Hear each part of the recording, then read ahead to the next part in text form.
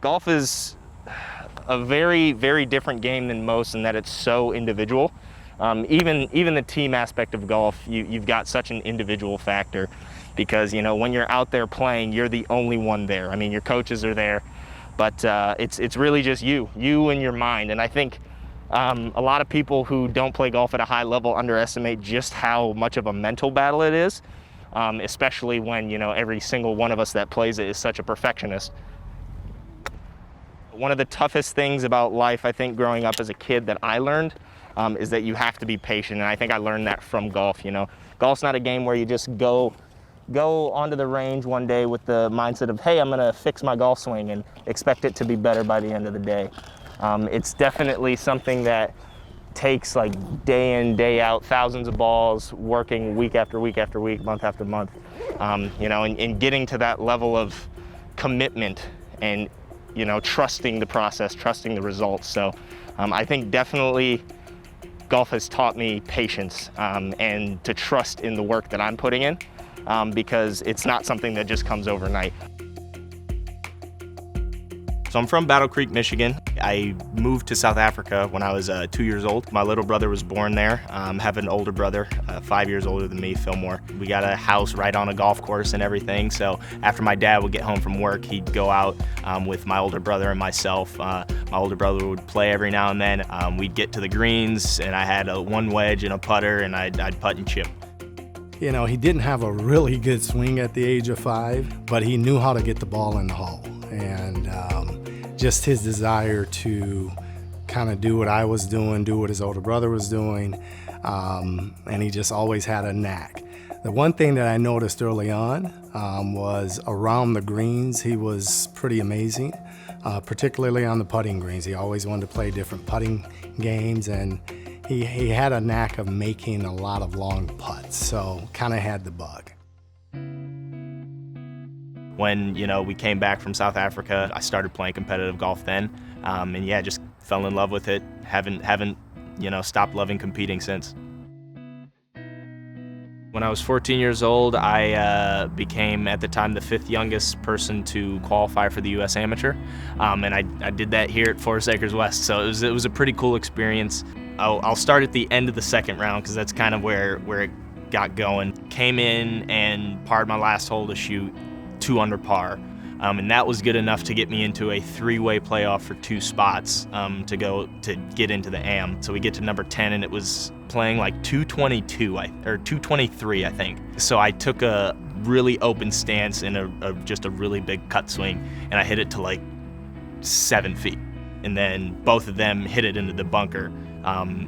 Neither of them get up and down, and I like, hands shaking, weaseled my putt up to like 2 inches and tapped in.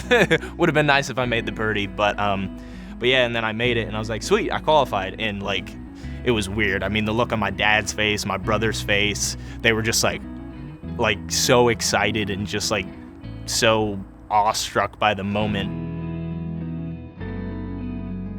I didn't understand the magnitude of it, and when I say that, you know, at the time, I think he ended up being the 5th youngest golfer in history, and that was just an amazing feat, you know, on a lot of different metrics. One being the 5th youngest, but also, you know, being a minority.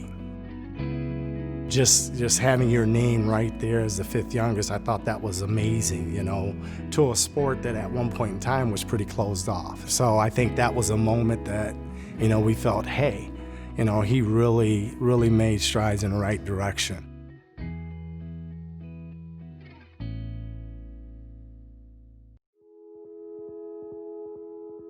The relationship I've kind of had with golf has always been, yeah, I'm a little bit of an oddball out being black. When I look at, you know, qualifying for the U.S. Amateur, it was such a big deal, you know, to everything that I kind of came across, you know.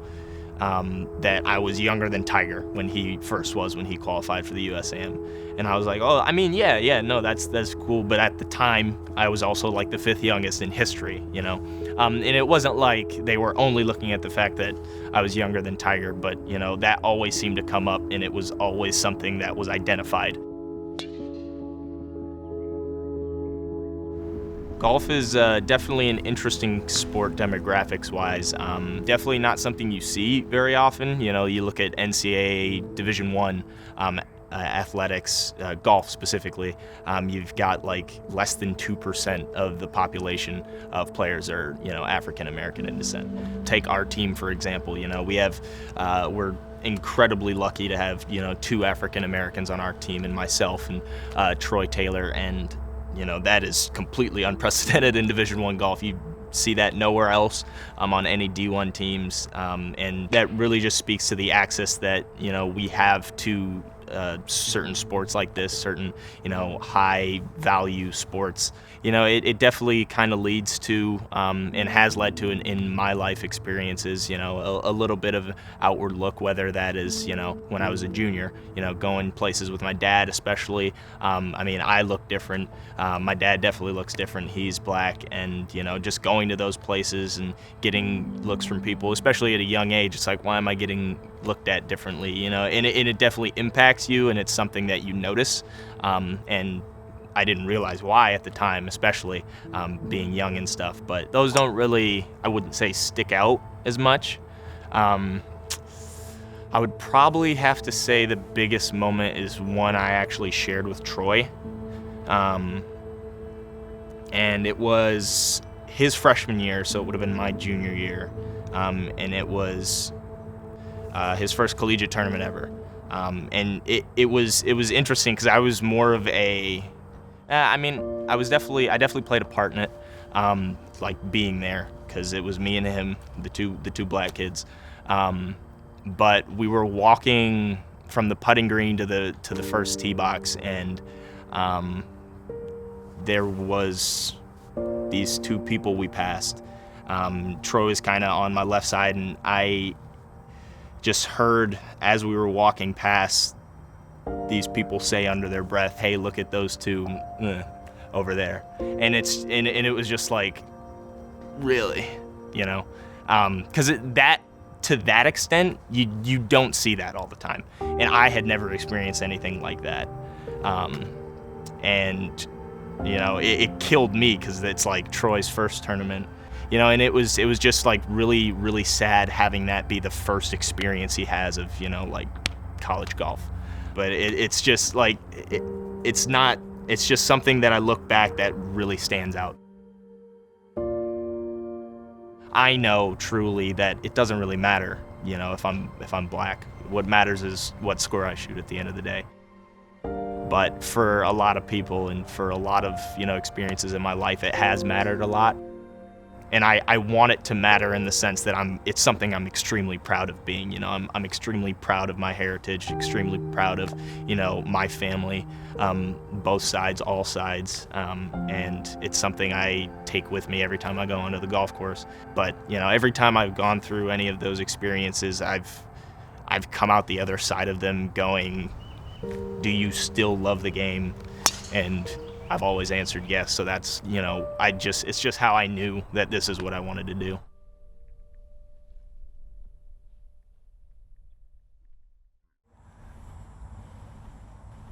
I'd probably say my college career hasn't been exactly what I, you know, would have envisioned it was going to be coming in.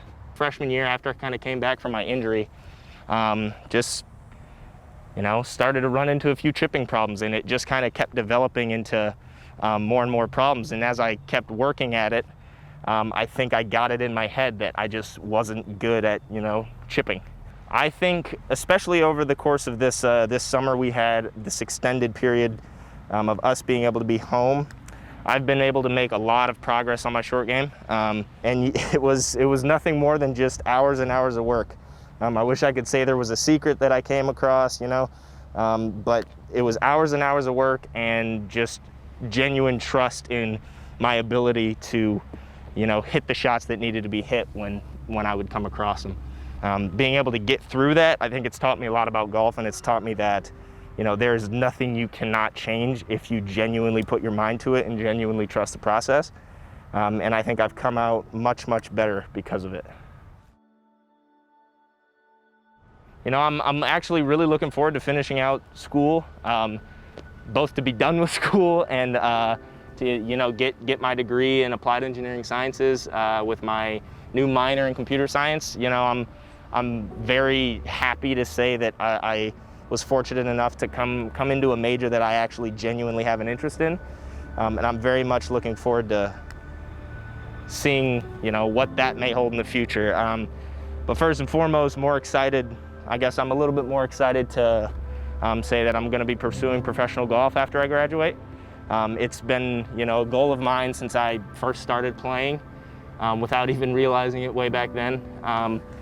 And it is, as much as I've gone through trials and tribulations, it's still a very, very important goal of mine to be able to see just how far I can push this game that I love so much. So I've come to a very clear picture of what I want to do with this game and the work that needs to go into it in order for me to do that. So yeah, I'm very excited to see how far this game can take me. It's definitely something that I will never ever take for granted. As my experiences, the people I know here, my family here at MSU, it's something that I'm beyond lucky to be able to say that I'm a Division I golfer. I play golf at MSU. I mean, we're offered so much, and to be able to build the relationships I've built with people while I've been here, to be able to be under the tutelage of my two coaches, who are two basically parents of mine at this point. It's hard to put into words, really, just how much that means to me. I can't thank MSU enough, and my coaches and my teammates enough for just making this some of the best 4 to be 5 years of my life. It's definitely a time I'll never forget.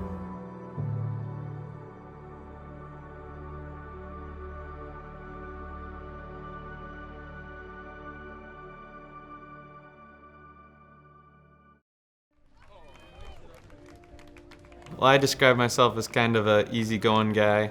Try not to take things too seriously, especially, going out in the field kicking. Sometimes it can be a really pressure situation, and I try not to, let the moment get to me and just try and be myself and be that calm guy that's going to get it done. Snap back, put down. The kick is up, and it's good! A 21-yard field goal for Matt Coghlin. It's on the way back, it's down, it's up, it's long enough. It's good!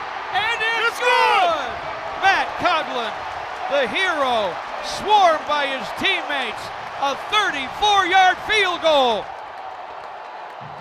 What got me into sports was probably mainly my dad.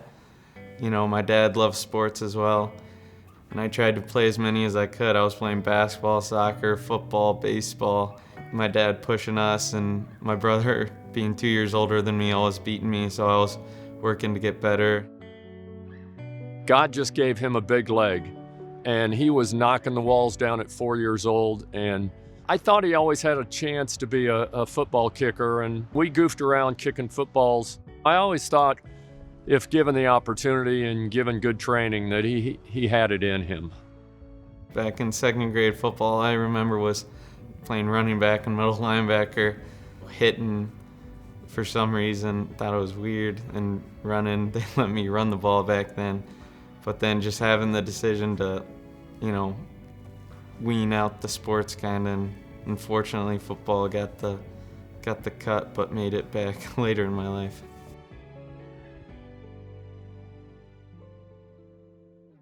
Soccer has always been a huge love of mine, and I still continue to follow it to this day.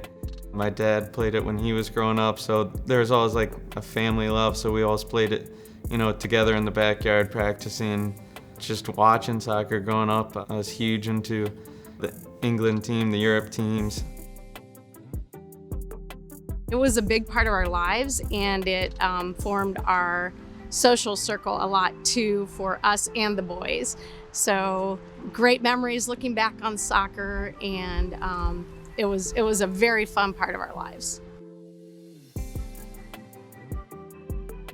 Went to Moeller High School down in Cincinnati. big powerhouse football school, a bunch of my friends playing football. So, it was kind of a unique situation where I just decided to kind of play football. Literally on a whim, we went to the freshman football parent meeting at Moeller High School on the chance that he could maybe do both. And really unsolicited, the head coach, in his speech just said, "I need kickers." So that gave us hope, and then we went up and talked to the coach afterwards, and as people say, it just took off from there.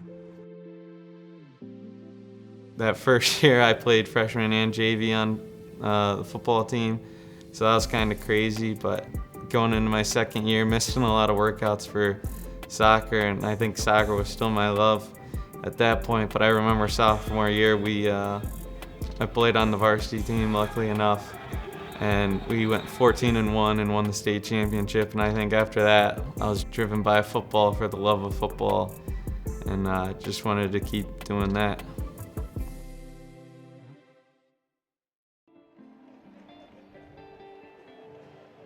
My role is just be that guy that's dependable for points all the time. Sometimes the offense doesn't have it going, or we need some points in any situation, and I just try and be that guy where it's not a second guess whether we should go for it or kick it, just be that guy to get the points every time. I take my 3 steps back, toe the line, make sure I'm straight right where I'm aiming, then take my 2 steps over, and I look down at my feet, make sure they're set, then I look up, through the uprights where I'm aiming. I say to myself, put it there, like put the ball right where I'm aiming at, and then just kind of clear my head, do one last deep breath, and give the holder a nod to make sure I'm ready. The routine should be the same no matter what the kick is. So whether I'm going out, at a high school grass field with my dad, in the middle of June during a pandemic, or I'm at Ohio Stadium, with 110,000 people, it should be the same kick, it should be the same routine, regardless of the situation. So it is really key to, find something that you like, find something that keeps it comfortable, and try and make every kick the same, and just block out all the noise and all the extra stuff that, really doesn't affect the kicking. So just, finding that routine that works for you and making it your own. In 2018, we had that trip out to Arizona State. Everything was normal, taking the buses to go to the airport to fly out to Arizona, walking to the plane like normal, trying to find my seat. And as I'm going down the entranceway, just out of the cockpit, my dad pops out because he's a pilot for Delta, and just so exciting, so stunned. Never could have expected it. And it was just so cool to see him there, for him to fly the plane. We got a couple pictures. It was definitely one of the highlights of just my career here. Favorite memories, a touchdown against Indiana when Lorky pitched me the ball. That was definitely amazing. Didn't know what happened. Just kind of grabbed the ball and tried to run. Never expected to get a touchdown. More razzle-dazzle in the red zone. All the wins with the guys, every victory is special because there's so much hard work put in every single week, all the off season. Seeing the wins pay off, that's really a big one. Been able to do most of the stuff I wanted all my life, and just been crazy, thinking back on it. Very proud of him.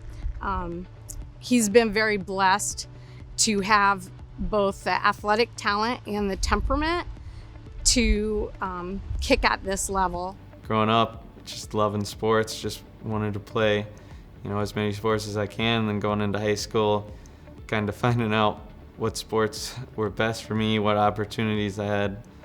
And, just been blessed that I found football, that I found kicking, I found Michigan State, and, just excited for what the future holds.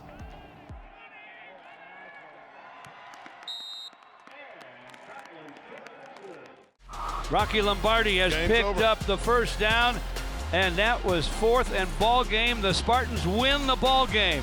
The celebration has begun again on that Michigan State sideline.